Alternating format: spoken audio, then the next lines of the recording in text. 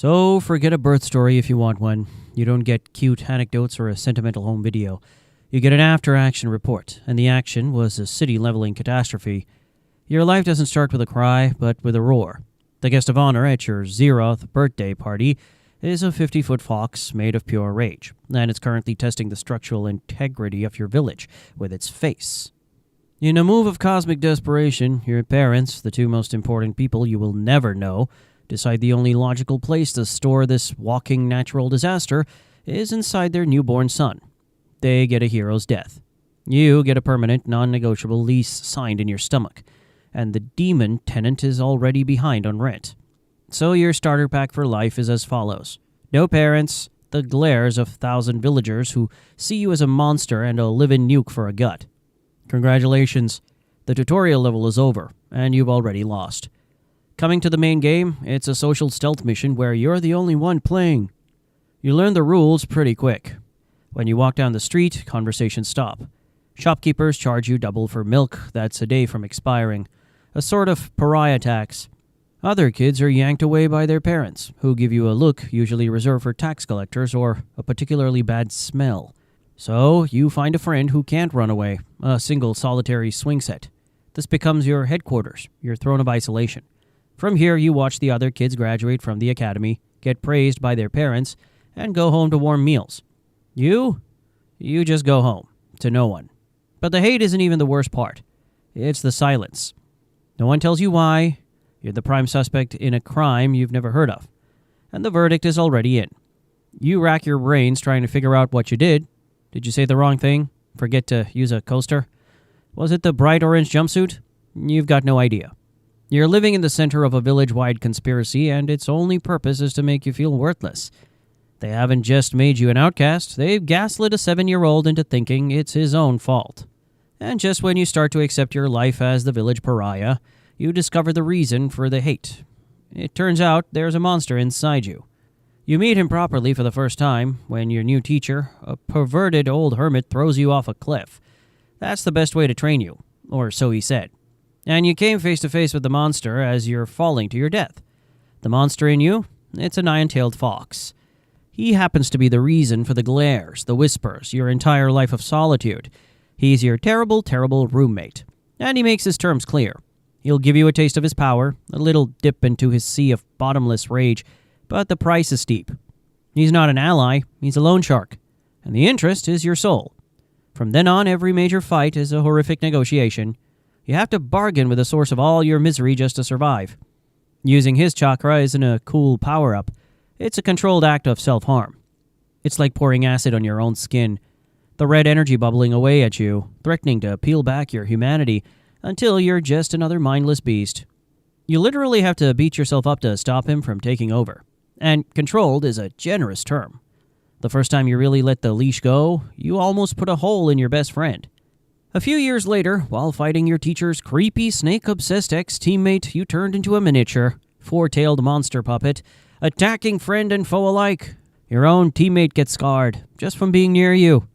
Then, against the orange-haired demigod who just leveled your village, you watch the girl who loves you get stabbed, and you completely lose it.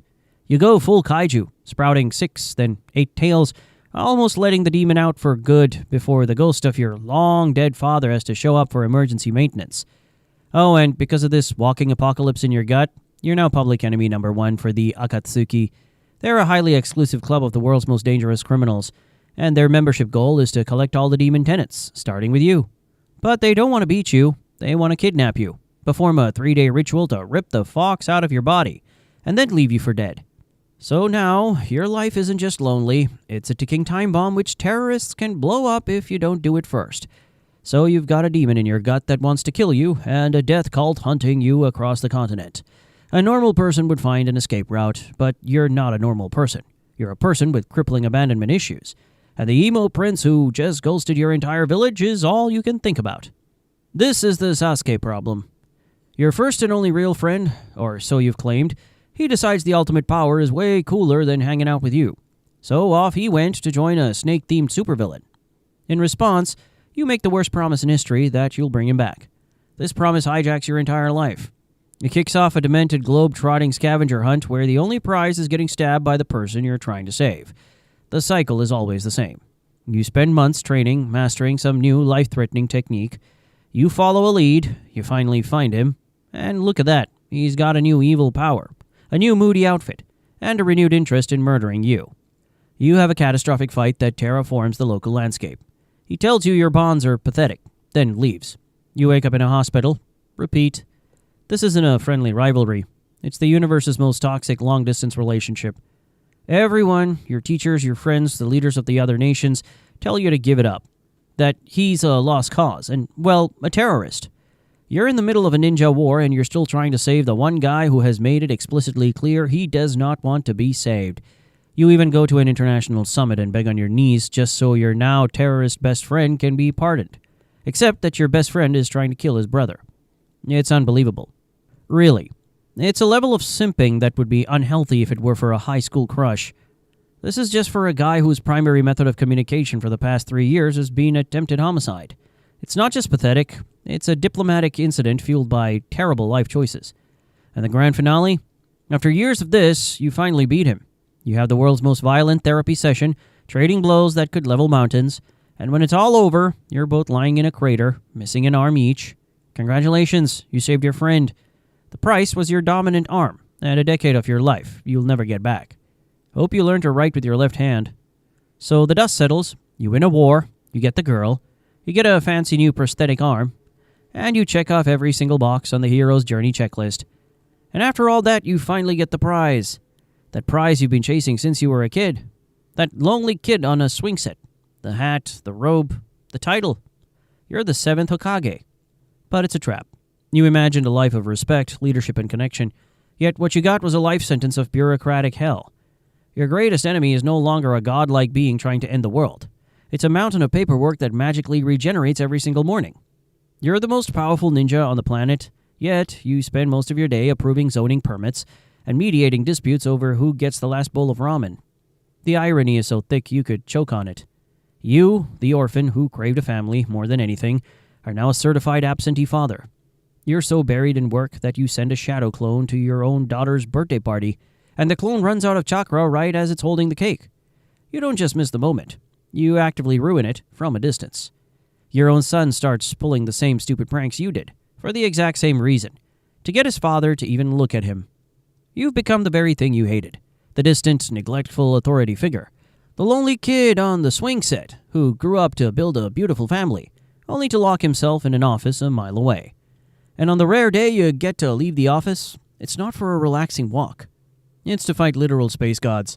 The enemies now aren't just misunderstood ninjas, they're dimension-hopping aliens who view your entire planet as a snack. The Hokage seat isn't a throne. It's a cage with a great view. And you spent your whole life fighting like hell just to lock yourself inside it. And you'd think that's the punchline, the finale, the cruel irony of your story. But the universe has an even sicker sense of humor. It has one last joke to play. That roommate from hell, the source of all your pain and suffering, after a few world-ending threats and a lot of shouting, you two finally become partners. The demon fox becomes your friend, the one constant companion who has literally been inside you from the very beginning. And in a final battle against a planet-eating space god, he has to sacrifice himself to save the day. He vanishes forever. The one being who was always with you is just gone. Then there's the moody, traumatized kid you take in, the one you adopt, train, and welcome into your family. He decides the best way to solve his problems is to get you out of the picture. He doesn't just defeat you, he seals you and your wife away in a timeless, lightless dimension. So let's recap. You start your life as an orphan everyone hates. You become a hero everyone loves, and you end up powerless, alone, and trapped in a box by your own adopted son, unable to protect the very village you gave up everything for. You're right back where you started, completely alone. Except this time, you're not on a swing set where people can ignore you. You're in a prison where you don't even exist. But hey, at least you became a Hokage, right? So there you have it, the complete incident report.